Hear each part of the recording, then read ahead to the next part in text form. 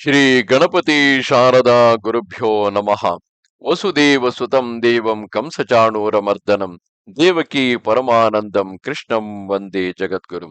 ಶ್ರೋತೃಗಳಿಗೆ ಶ್ರೀ ಅಳಸಿಂಗರಾಚಾರ್ಯ ವಿರಚಿತ ಶ್ರೀ ವ್ಯಾಸ ಮಹರ್ಷಿ ಪ್ರಣೀತ ಶ್ರೀಮದ್ ಭಾಗವತದ ದಶಮ ಸ್ಕಂದದಲ್ಲಿ ದಿಗ್ವಿಜಯ ಹಾಗೂ ಜರಾಸಂಧ ವಧಾದಿ ವೃತ್ತಾಂತಗಳು ಎಂಬ 22ನೆಯ ಅಧ್ಯಾಯಕ್ಕೆ ಸ್ವಾಗತ.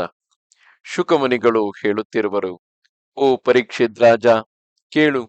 ಒಮ್ಮೆ ಧರ್ಮರಾಜನು ತನ್ನ ತಮ್ಮಂದಿರೊಡನೆ ಸಭಾಸ್ಥಾನದಲ್ಲಿ ಕುಳಿತಿದ್ದಾಗ ಅಲ್ಲಿ ಅನೇಕ ಮಹರ್ಷಿಗಳು, ಬ್ರಾಹ್ಮಣ, ಕ್ಷತ್ರಿಯ, ವೈಶ್ಯರೆಂಬ 3 ವರ್ಣದವರು, ಆಚಾರ್ಯರು, ಕುಲವೃದ್ಧರು, ಜ್ಞಾತಿಗಳು, ನಂಟರಿಷ್ಟರು ನೆರೆದಿದ್ದರು. ಅವರೆಲ್ಲರೂ ಕೇಳುತ್ತಿರುವ ಹಾಗೆ ಧರ್ಮರಾಜನು ಕೃಷ್ಣನ ಮುಂದೆ ಕೈಮುಗಿದು ವಿಜ್ಞಾಪಿಸಿದನು: ಓ ಗೋವಿಂದ, ಈಗ ನಾನು ರಾಜಸೂಯವೆಂಬ ಮಹಾಯಾಗದಿಂದ ನಿನ್ನ ಅಂಶಭೂತರಾದ ದೇವತೆಗಳನ್ನು ಆರಾಧಿಸಬೇಕೆಂದಿರುವೆನು. ಈ ಉದ್ದೇಶವು ನಿನ್ನ ಸಹಾಯವಿಲ್ಲದೆ ಕೈಗೂಡಲಾರದು. ಇದನ್ನು ಪೂರ್ತಿಗೊಳಿಸತಕ್ಕ ಭಾರವು ನಿನ್ನದು. ಕೃಷ್ಣ, ಸಮಸ್ತ ಪಾಪಗಳನ್ನು ಅಮಂಗಳಗಳನ್ನು ನೀಗಿಸತಕ್ಕ ನಿನ್ನ ಪಾದಾರವಿಂದಗಳನ್ನು ಮನೋವಾಕ್ಕಾಯಗಳೆಂಬ ತ್ರಿಕರಣಗಳಿಂದಲೂ ಯಾರು ಉಪಾಸನೆ ಮಾಡುವರೋ ಅಂಥವರು ಮಾತ್ರವೇ ಸಂಸಾರ ನಿವೃತ್ತಿ ರೂಪವಾದ ಮೋಕ್ಷವನ್ನು, ಇತರ ಪುರುಷಾರ್ಥಗಳನ್ನು ಸುಲಭವಾಗಿ ಪಡೆಯಬಲ್ಲರೇ ಹೊರತು ನಿನ್ನಲ್ಲಿ ವಿಮುಖರಾದವರಿಗೆ ಯಾವ ಕೋರಿಕೆಯೂ ಕೈಗೂಡದು. ಆದುದರಿಂದ ಓ ದೇವದೇವ, ನಿನ್ನ ಪಾದ ಸೇವಾ ಪ್ರಭಾವವೆಂತದು ಎಂಬುದನ್ನು ಲೋಕದ ಸಮಸ್ತ ಜನಗಳಿಗೂ ತಿಳಿಯುವಂತೆ ನಿನ್ನ ಭಕ್ತನಾದ ನನ್ನಲ್ಲಿ ಅನುಗ್ರಹವನ್ನು ತೋರಿಸಬೇಕು. ನಿನ್ನನ್ನೇ ನಂಬಿರತಕ್ಕ ನಮಗೂ ನಿನ್ನಲ್ಲಿ ಉದಾಸೀನರಾದ ಕೌರವರಿಗೂ ಉಂಟಾಗುವ ಶುಭಾಶುಭ ತಾರತಮ್ಯಗಳನ್ನು ನೋಡಿ ಲೋಕವೆಲ್ಲವೂ ನಿನ್ನ ಪಾದಸೇವಾ ಪ್ರಭಾವವೆಂತದು ಎಂಬುದನ್ನು ಚೆನ್ನಾಗಿ ತಿಳಿಯಲಿ. ಓ ಪ್ರಭು, ಸಮಸ್ತ ಕಲ್ಯಾಣ ಗುಣ ಪರಿಪೂರ್ಣನಾದ ಪರಬ್ರಹ್ಮವೇ ನೀನಾಗಿರುವೆ ಮತ್ತು ನೀನು ಸರ್ವಾಂತರಾತ್ಮನಾದುದರಿಂದ ಪ್ರಪಂಚವೆಲ್ಲವೂ ನಿನಗೆ ಶರೀರವೆನಿಸಿರುವುದು. ಮನುಷ್ಯನಿಗೆ ತನ್ನ ಶರೀರ ಅವಯವಗಳಲ್ಲಿ ಸ್ವಂತವೆಂದು ಬೇರೆ ಎಂದು ಭೇದ ಬುದ್ಧಿಯು ಹೇಗೆ ಹುಟ್ಟಲಾರದೋ ಅದರಂತೆಯೇ ಸರ್ವ ಶರೀರಕನಾದ ನಿನಗೆ ಈ ಪ್ರಪಂಚವೆಲ್ಲವೂ ಸ್ವಂತವೇ ಆಗಿರುವುದರಿಂದ ನಿನಗೆ ಭೇದ ಬುದ್ಧಿ ಎಂಬುದೇ ಇರುವುದಿಲ್ಲ. ಆ ವೈಷಮ್ಯ ಮೂಲಗಳೆನಿಸಿಕೊಂಡ ರಾಗ ದ್ವೇಷಾದಿಗಳೊಂದು ಇಲ್ಲದೆ ಕೇವಲ ಆತ್ಮಾನಂದದಲ್ಲಿ ಇರತಕ್ಕ ನಿನಗೆ ಎಲ್ಲರಲ್ಲಿಯೂ ಸಮದೃಷ್ಟಿ ಇರುವುದು ಏನಾಶ್ಚರ್ಯವು. ಆದರೆ ಕಲ್ಪವೃಕ್ಷವಾದರೂ ತನ್ನಲ್ಲಿ ಬಂದು ಆಶ್ರಯಿಸಿದವರಿಗೆ ಮಾತ್ರವೇ ಅವರವರ ಇಷ್ಟಾರ್ಥವನ್ನು ಕೈಗೂಡಿಸುವಂತೆ ನಿನ್ನನ್ನು ಸೇವಿಸತಕ್ಕವರು ಮಾತ್ರವೇ ನಿನ್ನ ಅನುಗ್ರಹಕ್ಕೆ ಪಾತ್ರರಾಗುವರು ಮತ್ತು ಅವರವರು ನಿನ್ನನ್ನು ಸೇವಿಸತಕ್ಕ ರೀತಿಯನ್ನು ಅನುಸರಿಸಿಯೇ ಫಲವನ್ನು ಪಡೆಯುವರು.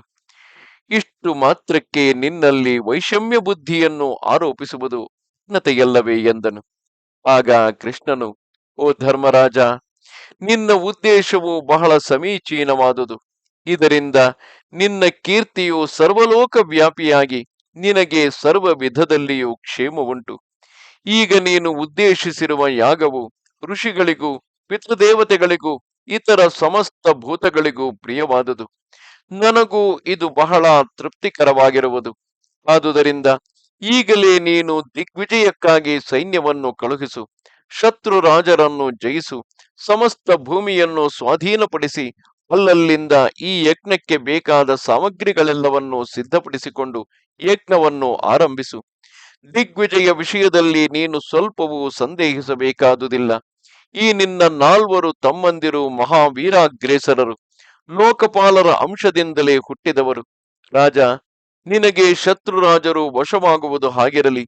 ಎಂತಹ ಜಿತೇಂದ್ರಿಯರಾದ ಯೋಗಿಗಳಿಗೂ ವಶನಾಗದ ನಾನೇ ನಿನ್ನ ಭಕ್ತಿಗೆ ವಶನಾಗಿರುವೆನು. ಇನ್ನು ನಿನಗೆ ಅಸಾಧ್ಯವಾದುದು ಯಾವುದೊಂದು ಇಲ್ಲವೆಂದು ತಿಳಿ. ನನ್ನಲ್ಲಿಯೇ ದೃಢ ಮನಸ್ಸಿಟ್ಟು ನನ್ನನ್ನು ನಂಬಿದವರಿಗೆ ಎಲ್ಲಿಯೂ ಪರಾಭವವಿಲ್ಲ. ಅಂಥವರನ್ನು ಸಾಕ್ಷಾತ್ ದೇವೇಂದ್ರನಾದರೂ ತನ್ನ ತೇಜಸ್ಸಿನಿಂದಾಗಲಿ ಯಶಸ್ಸಿನಿಂದಾಗಲಿ ಸಂಪತ್ತಿನಿಂದಾಗಲಿ ಸೇನೆ ಮೊದಲಾದ ಸಹಾಯ ಸಮೃದ್ಧಿಗಳಿಂದಾಗಲಿ ಮೀರಲಾರನು. ಇನ್ನು ಸಾಮಾನ್ಯ ರಾಜರ ಮಾತೇನು ಎಂದನು. ಈ ಮಾತನ್ನು ಕೇಳಿದೊಡನೆ ಧರ್ಮರಾಜನು ಸಂತೋಷದಿಂದ ಅರಳಿದ ಮುಖವುಳ್ಳವನಾಗಿ ದೇವಾಂಶ ಸಂಭೂತನಾದ ತನ್ನ ತಮ್ಮಂದಿರನ್ನು ಕರೆದು ವಿಜಯಕ್ಕಾಗಿ ಹೊರಡುವಂತೆ ನಿಯಮಿಸಿದನು. ಸಹದೇವನನ್ನು ಸೃಂಜಯರೊಡನೆ ದಕ್ಷಿಣ ದಿಕ್ಕಿಗೆ ಕಳುಹಿಸಿದನು. ನಕುಲನನ್ನು ಪಶ್ಚಿಮ ದಿಕ್ಕಿಗೂ, ಅರ್ಜುನನನ್ನು ಉತ್ತರ ದಿಕ್ಕಿಗೂ, ಭೀಮನನ್ನು ಮತ್ಸ್ಯ ಕೇಕೆಯ ಮದ್ರರಾಜರೊಡನೆ ಪೂರ್ವ ದಿಕ್ಕಿಗೂ ಕಳುಹಿಸಿದನು. ಇವರೆಲ್ಲರೂ ಆಯಾ ದಿಕ್ಕಿಗೆ ಹೋಗಿ ತಮ್ಮ ಬಲ ಪರಾಕ್ರಮಗಳಿಂದ ಅನೇಕ ರಾಜರನ್ನು ಜಯಿಸಿ ಯಾಗದೀಕ್ಷಿತನಾದ ಧರ್ಮರಾಜನಿಗೆ ಅಪಾರ ಧನವನ್ನು ತಂದೊಪ್ಪಿಸಿದರು. ಆದರೇನು, ಜರಾಸಂಧನೊಬ್ಬನು ಮಾತ್ರ ಕೈವಶನಾಗದೆ ಹೆಮ್ಮೆಯಿಂದ ಇರುವುದನ್ನು ನೋಡಿ ಅವನನ್ನು ಜಯಿಸುವ ಉಪಾಯವೇನೆಂದು ಧರ್ಮರಾಜನು ತನ್ನಲ್ಲಿ ತಾನು ಚಿಂತಿಸುತ್ತಿದ್ದನು. ಸರ್ವಜ್ಞನಾದ ಕೃಷ್ಣನು ಇದನ್ನು ತಿಳಿದು ಧರ್ಮರಾಜನನ್ನು ಕುರಿತು, ಓ ರಾಜೇಂದ್ರ, ನೀನು ಚಿಂತಿಸಬೇಡ. ಆ ಜರಾಸಂಧನನ್ನು ನಿಗ್ರಹಿಸುವ ವಿಷಯದಲ್ಲಿ ಉದ್ಧವನು ನಮಗೊಂದು ಉಪಾಯವನ್ನು ತಿಳಿಸಿರುವನು. ಆ ಉಪಾಯದಿಂದ ಶೀಘ್ರದಲ್ಲಿಯೇ ನಾವು ಅವನನ್ನು ನಿಗ್ರಹಿಸಿ ಬರುವೆವು ಎಂದನು. ಒಡನೆಯೇ ಕೃಷ್ಣನು ಭೀಮಾರ್ಜುನರು ಬ್ರಾಹ್ಮಣ ವೇಷವನ್ನು ಧರಿಸಿ ಜರಾಸಂಧನ ರಾಜಧಾನಿಯಾದ ಗಿರಿವ್ರಜಕ್ಕೆ ಬಂದರು. ಅಲ್ಲಿ ಜರಾಸಂಧನು ಗೃಹಮೇಧಿಯಾಗಿ ಕರ್ಮಗಳನ್ನು ನಡೆಸಿ ಬ್ರಾಹ್ಮಣರಿಗೆ ಆತಿಥ್ಯವನ್ನು ಮಾಡಿಸುತ್ತಿದ್ದ ಸಮಯಕ್ಕೆ ಸರಿಯಾಗಿ ಈ ಮೂವರು ಬ್ರಾಹ್ಮಣ ಪ್ರಿಯನಾದ ಆ ಜರಾಸಂಧನನ್ನು ಕಂಡು, ಅಯ್ಯ, ನಿನಗೆ ಶುಭವಾಗಲಿ. ನಾವು ಬ್ರಾಹ್ಮಣರು ಬಹುದೂರದಿಂದ ನಿನ್ನಲ್ಲಿಗೆ ಅತಿಥಿಗಳಾಗಿ ಬಂದಿರುವೆವು. ನಾವು ಈಗ ಯಾವ ಕೋರಿಕೆಯಿಂದ ನಿನ್ನಲ್ಲಿಗೆ ಬಂದಿರುವೆವೋ ಅದನ್ನು ನಡೆಸಿಕೊಡುವಂತೆ ಮೊದಲು ನಮಗೆ ವಾಗ್ದಾನ ಮಾಡಬೇಕು. ಆದರೆ ಕೊಡಬಾರದ ವಸ್ತುವನ್ನು ಕೇಳಿದರೆ ಕೊಡುವುದಕ್ಕಾದೀತೆ ಎಂದು ನೀನು ಶಂಕಿಸಬಾರದು.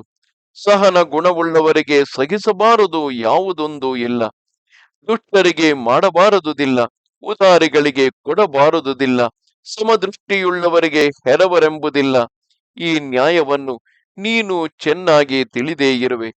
ಲೋಕದಲ್ಲಿ ಯಾವ ಮನುಷ್ಯನು ಅನಿತ್ಯವಾದ ಈ ಶರೀರದಿಂದ ಶಾಶ್ವತವಾದ ಯಶಸ್ಸನ್ನು ಸಂಪಾದಿಸಿಡುವನು ಅವನೇ ಉತ್ತಮನು. ಆ ಶಕ್ತಿ ಇರುವಾಗಲೂ ಕೀರ್ತಿಯನ್ನು ಗಳಿಸದೇ ಇರುವವನೇ ನಿಂದ್ಯನು. ಅಂತವನ ಸ್ಥಿತಿಗಾಗಿ ಎಷ್ಟು ಪರಿತಪಿಸಿದರೂ ಸಾಲದು. ಅಷ್ಟೇಕೆ, ಪೂರ್ವದಲ್ಲಿ ಹರಿಶ್ಚಂದ್ರನು ವಿಶ್ವಾಮಿತ್ರನಿಗಾಗಿ ತನ್ನ ಹೆಂಡಿರು ಮಕ್ಕಳನ್ನು ವಿಕ್ರಯಿಸಿ ತಾನು ಚಂಡಾಲನಾಗಲಿಲ್ಲವೇ? ರಂತಿದೇವನು 48 ದಿನಗಳವರೆಗೆ ತನ್ನ ಹೆಂಡಿರು ಮಕ್ಕಳೊಡನೆ ಅನ್ನ ಆಹಾರವಿಲ್ಲದೆ ತನಗೆ ಲಭಿಸಿದುದನ್ನೆಲ್ಲ ಅರ್ಥಿಗಳಿಗೆ ಕೊಡುತ್ತಿರಲಿಲ್ಲವೇ?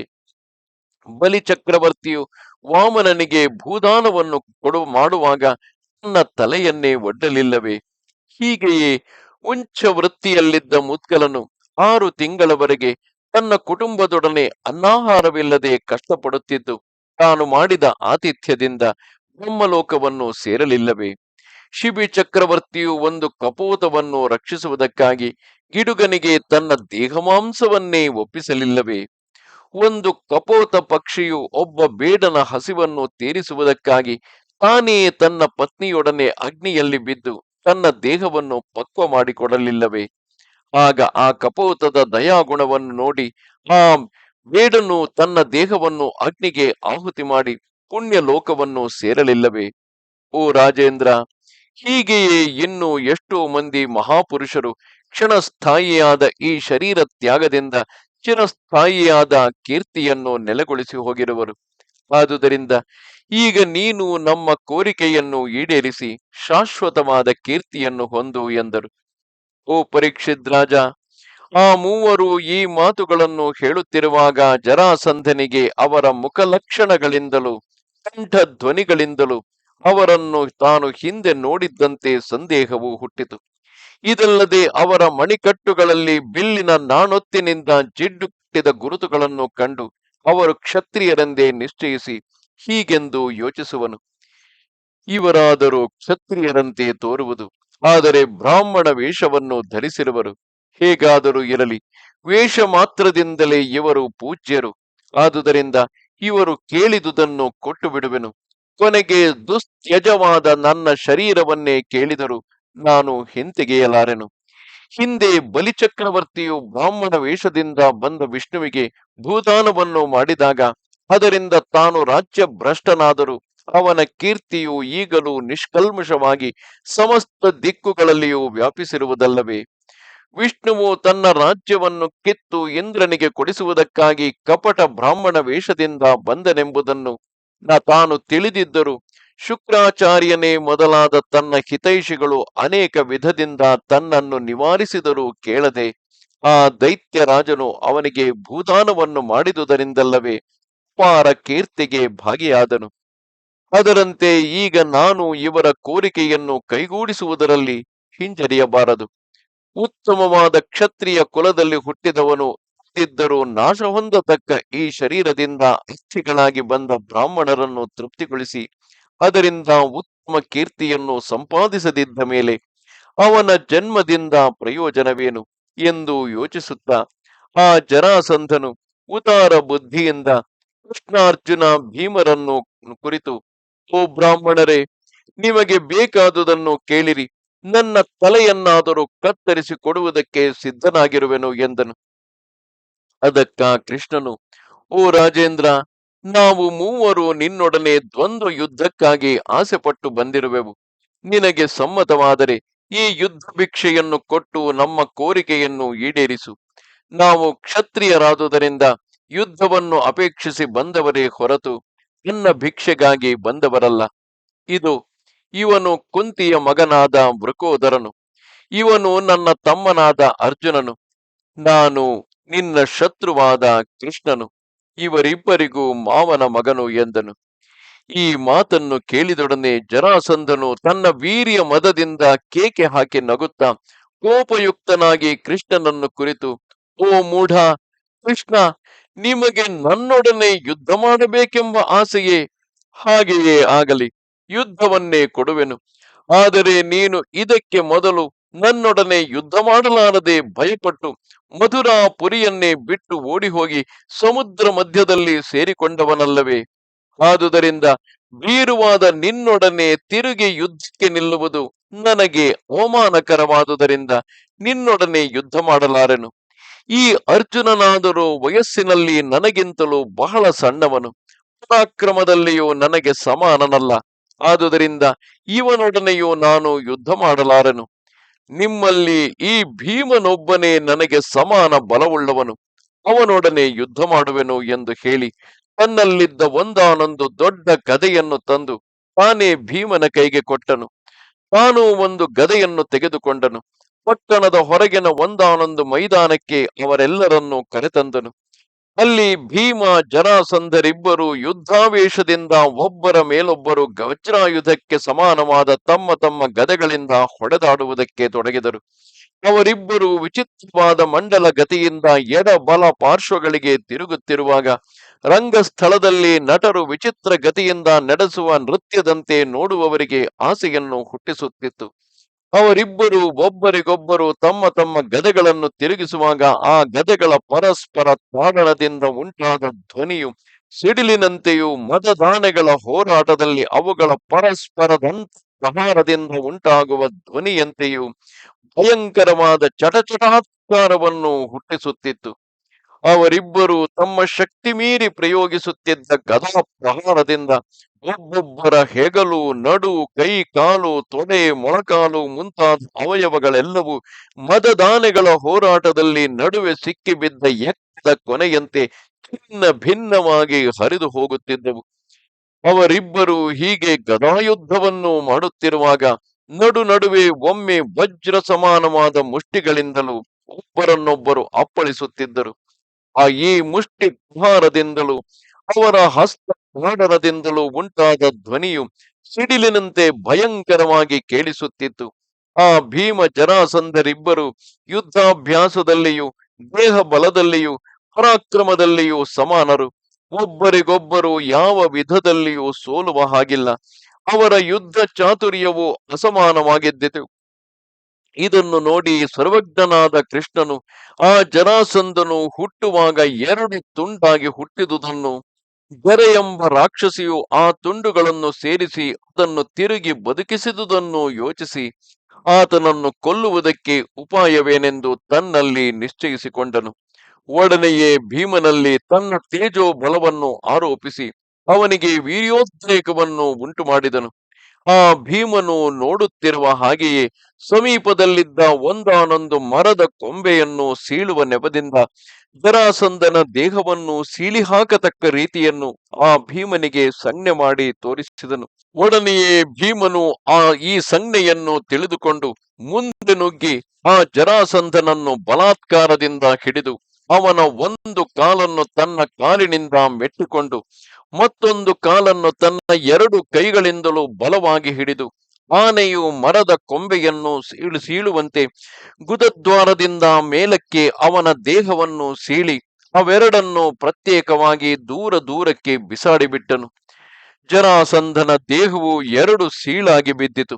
ಒಂದೊಂದು ತುಂಡಿನಲ್ಲಿಯೂ ಒಂದು ಕಾಲು, ಒಂದು ತೊಡೆ, ಒಂದು ಬೀಜ, ಅರ್ಧ ನಡು, ಅರ್ಧ ಬೆನ್ನು, ಒಂದೇ ಮೊಲೆ, ಒಂದೇ ಹೆಗಲು, ಒಂದೇ ತೋಳು, ಒಂದೇ ಹುಬ್ಬು, ಒಂದೇ ಕಣ್ಣು, ಒಂದೇ ಕಿವಿ, ಹೀಗೆ ಅರ್ಧ ಅವಯವಗಳು ಮಾತ್ರವೇ ಇರುವುದನ್ನು ನೋಡಿ ಜನರೆಲ್ಲರೂ ಭಯಾಶ್ಚರ್ಯಗಳಿಂದ ಸ್ತಬ್ಧರಾಗಿದ್ದರು. ಜರಾಸಂಧನ ವಧವನ್ನು ನೋಡಿ ಅವನ ಕಡೆಯವರೆಲ್ಲರೂ ಹಾಹಾಕಾರದಿಂದ ಅರಚುತ್ತಿದ್ದರು.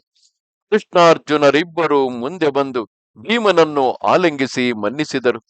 ಪರಮ ಪುರುಷನಾದ ಕೃಷ್ಣನ ಅಂಗಸ್ಪರ್ಶ ಮಾತ್ರದಿಂದ ಭೀಮನಿಗೆ ಯುದ್ಧ ಶ್ರಮವೇ ತೋರದೆ ಅವನ ಮುಖದಲ್ಲಿ ಉಲ್ಲಾಸವು ತುಳುಕುತ್ತಿತ್ತು.